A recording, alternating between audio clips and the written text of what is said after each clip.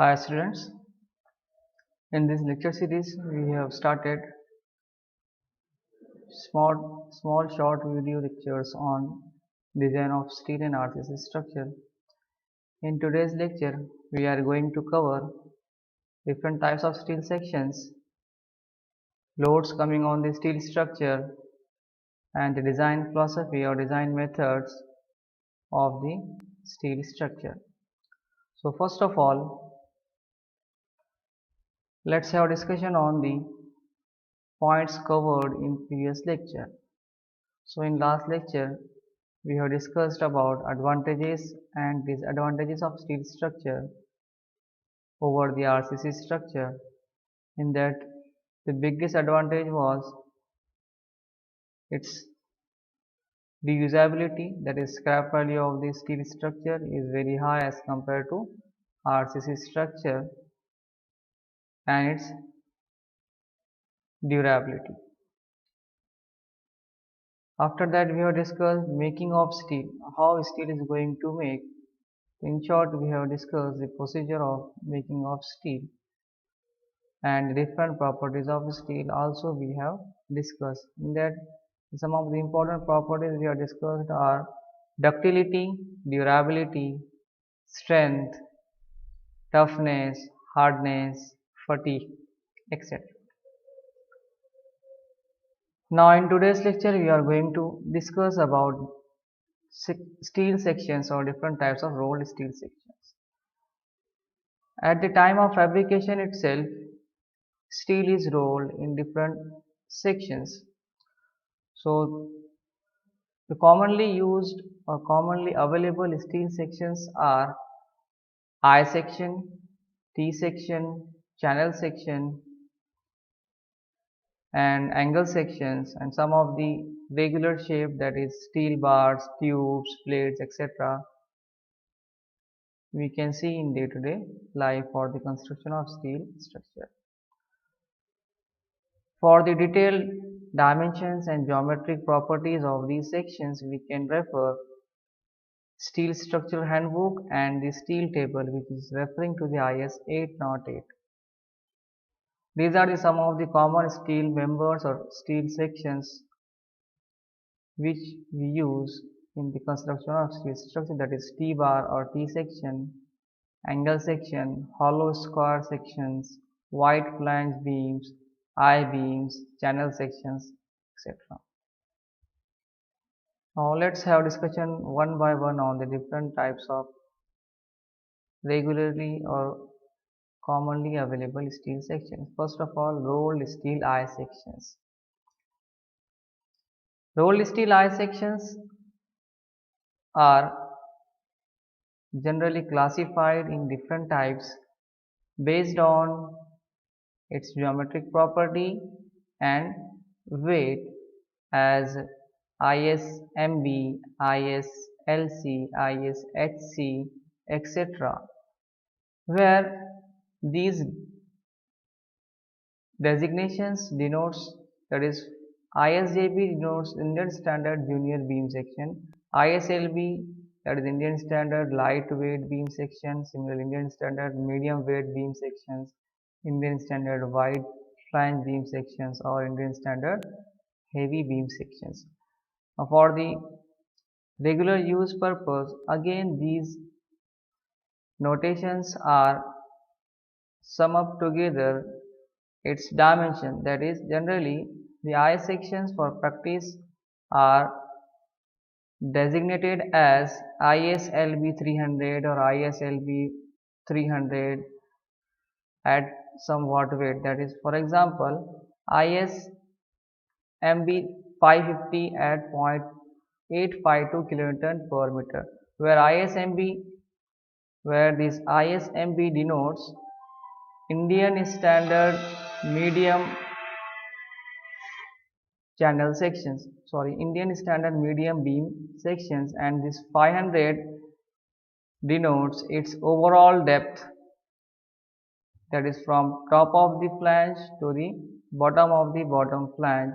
This depth is considered, and its unit weight or weight per unit length is considered while designating or while noting. Here this 500 is nothing but the overall depth as shown in the diagram. These sections are generally used in the construction of beams and columns in the steel frame structures. As shown in the picture, you can see the beams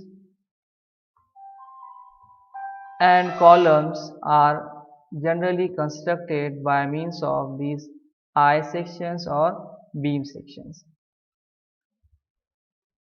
Let's have a look on the beam column connection or beam column construction, as these sections are generally used in the construction of beam and column for the frame structure. So based on the position and the purpose, beams are again classified or defined in different terms such as joists, that is floor beams, or spandrel beams, girders, etc. Floor beams are nothing but the secondary beams which are taking load from the floor slab and transferring this load towards the main beam is termed as joists, and the main beam which carry the load from the secondary beams and which is along its length, and such beams are defined as floor, girder or secondary beam. And these girders or main beams along the periphery of the column or building are again defined as the spandrel beam as shown in the figure. Now rolled steel channel sections. Rolled steel channel sections are also designated as Indian Standard Lightweight Channel. It is ISLC, ISMC, ISSC, that is Indian Standard Special Sections. Again, these are designated along with its overall depth. For example, ISMC 300 at 0.351 kN per meter, where ISMC denotes for Indian Standard Medium Channel Section or Medium Weight Channel Section, and this 300 is denoted for its overall depth, that is outer depth, and this 0.351 is its unit weight per meter. Here there is a diagram or sketch showing the cross-sectional dimension or cross-section of the Indian Standard Medium Channel Sections. Channel section generally consists of two flanges, top flange and bottom flange, and a web. And this 300 is the overall depth of the section, that is from the top of the top flange to the bottom of the bottom flange. These sections are generally used as a beams or purlins in the trusses.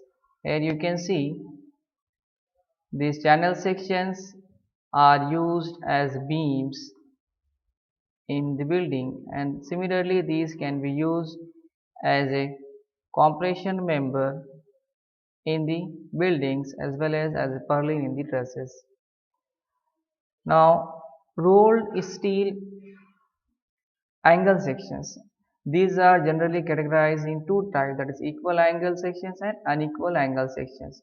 For example, ISA 150 by 150 by 12, where ISA denotes Indian Standard Angle sections and 150 by 150 mm it's the leg length, that is shorter as well as longer leg. Here both legs are equal, hence it's a equal angle section, and this 12 indicate the thickness of its legs. Similarly, for unequal angle, ISA 150 by 115 by 12 mm, where 150 is the length of the longer leg, 115 is the length of the shorter leg, and this 12 again indicates its thickness. Here there is a diagram showing the difference between the equal angle sections and unequal angle sections. For detailed geometry and geometrical properties, we can refer our steel table which is as per the IS 808, and the distance from the extreme fibers to the CG of the section is generally taken as CXX or CYY or centroidal distance. Now these angle sections are generally used as a struts in these trusses and towers. Rolled steel T-sections. Rolled steel T-sections are again also used as a beams, and again these are designated in different types, that is Indian standard normal beam section, Indian standard heavyweight T sections or beam section, and Indian standard lightweight beam sections. These are denoted by beams because these T sections are generally used as a beam only. Here there is a sketch showing the cross sectional dimension or cross section of the T beam. It looked like a capital letter T of English. Here B is the top width or width of the flange, H is the depth of the flange. Again these are designated along with its depth per unit weight, that is ISHT 300 at 500 or 0.5 kilonewton per meter, where this 500 denotes for its overall depth. Practically if we see, it will look like this.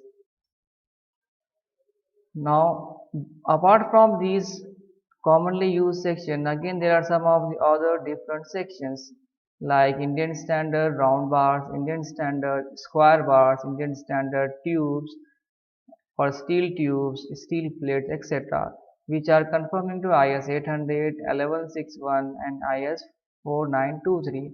You can see in picture, this is the round bars, this is the Indian standard square bar, and these are the plates, sheets, and the hollow tubes, maybe round tubes, maybe rectangular, maybe square tubes.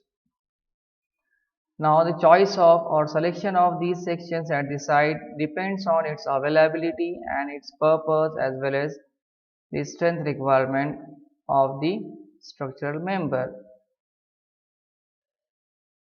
For in India, generally ISMB, ISMC and equal angle sections are used very popularly, and these are generally available in market, that is Indian standard medium beam section, Indian standard medium channel section and equal angle sections.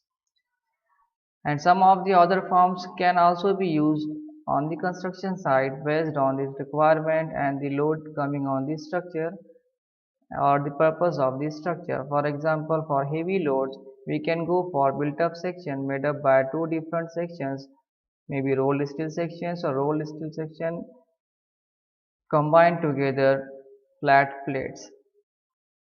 Here there is a sketch showing the detailed diagram of the steel roof truss with its all component parts, and you can see as a purlin here channel section is used, and as a bracing here angle sections are used, and as a beam I sections are used. So these are its functionality at the site based on its purpose. Now after knowing the different types of rolled steel sections, we have to know about the different loads coming on the steel structures. Generally, there are 6 types of loading, that is dead load, live load, wind load, snow load, and some of the special types of loads and the earthquake loads. So dead loads is considered as per the IS 875 1987 Part 1. Dead load means its self weight or the load which is permanently available on the structure during its lifespan. For live load, we have to refer IS 875 1987 Part 2. Live load means the loads which is temporary on the structure, which can change time to time. Or in this type of load, we can consider load of the labor during the construction, load of the machines during the construction and maintenance work. Now wind load, as we all know, in the windy region, when there is a high intensity of wind is available, then it is also get affected on the structured surfaces.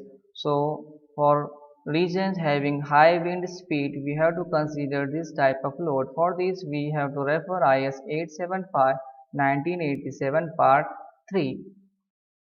All loads or some of the special types of loads are also there. In this, we can consider combination of different loads, that is dead load plus live load, dead load plus live load plus wind load, etc. For this, we can refer IS 875 1987 part 5. Apart from these, the regions which are affected by the earthquakes, in such regions we have to consider earthquake loads also. For earthquake load, we have to refer IS 1893-2002. Now, after knowing loads on the structure, let's go towards the design philosophy or design methods. Now, for the designing of the structure, for the design of the structure, IS code has suggested three different methods, that is working stress method, ultimate load method, and it is again termed as plastic design method, and third one is limit state method. In working stress method, it is considered the stress at which the all section or all member of the steel is going to yield as a permissible stress. But as we know, steel can take load after its yielding point also. Hence, by considering this principle, if we design steel structure, it will become very bulky or uneconomical. Hence, this method is outdated in the design of steel structure. Now, what about ultimate load method? Ultimate load method is also termed as plastic design method. In this, the load at which the all section is going to yield is considered as permissible load. If we consider this principle for the design, then it will be safe, economical, but not serviceable, or it will not ensure the serviceability requirement of the structure. Hence, because of these the big disadvantages, that is uneconomical sections and serviceability requirement, IS code has suggested a limit state method. In this method, both strength and serviceability is taken into consider for the designing, and because of this, the structure will become safe, economical, and serviceable. So, based on these two requirements, limit state is divided into two types, that is limit state of serviceability and limit state of strength. This limit state of serviceability covers the deformation, deflection, cracks, vibration, corrosion to ensure the aesthetic view and to avoid the failure of the structure. Against these factors, this limit is taken into consideration, and some proper factors are used to make safe structure against this factor. And in limit state of strength, it is considered the safety of the structure against collapse under different types of loading. For this, factor of safety is applied to the material as well as load to ensure safety against collapse of the structure within its serviceability or within its limit. And these partial safety factors for load and for material is given in IS 800-2007, that is in table number 4 and 5. We can refer this while the designing. Gamma F is the notation for the partial safety factor for loads, and gamma M is the partial safety factor for material. So based on the today's points we have covered, that is different types of steel sections, different types of loads coming on the structure, and types of methods or methods of design. In examination, it may ask some of the questions. So these are the some of the expected questions in examinations. That is, what are the different types of rolled steel section? Sketch different types of rolled steel sections. Write the types of loading coming on the steel structure. Which IS code is used for different loading on the steel structure, that is IS 875-1987, which have 5 parts for different types of loading, along with IS 1893-2002, which is used for seismic loading. State and explain design method, that is working stress method, limit state method, and ultimate load method. What is mean by limit state method? What is the advantage of this method over the working stress and ultimate load method? Instead, explain types of limit state, limit state of serviceability, limit state of strength. Hope you guys understood this today's topic and can answer these questions. So in next lecture, we will start series on the connection design. Thank you.